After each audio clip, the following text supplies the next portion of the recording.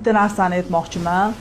Yosh onalarga, ayniqsa birinchi bolasini katta qotgan onalarga bitta iltimos desam ham bo'ladi, maslahat desam ham bo'ladi. Endi qanaqa qabul qilish o'zingizlardan. Bolani pampersini to'lgunicha ekonom qilaman deb, to'lib toshib ketsa ham bundoq yechganda pampersi liq to'la bo'ladi-ku, o'shanaqa bo'lguncha yurmanglar. Bu noto'g'ri narsa. Ertaga men bu pampersdan pulni ayislar-da, katta bo'lganda jaraq pulinglar ketadi. Bilsanglar agar. Ko'p erkaklarimiz mana ko'ryapsizlar, farzandsizlik ko'p bo'lyapti.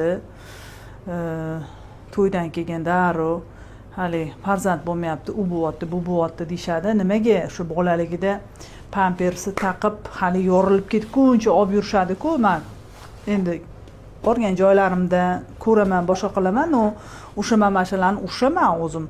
Bunaqa yurmanglar, bu noto'g'ri narsa.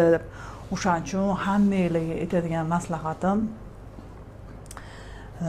pampersi to'ldimi, ikki marta mana masalan, siydimi bola olib tashlash kerak buni. Buni zarari ko'p. Shu narsani aytmoqchiman. To'g'ri qabul qilinglar. Mendan xafa bo'lmanglar Nobodoga.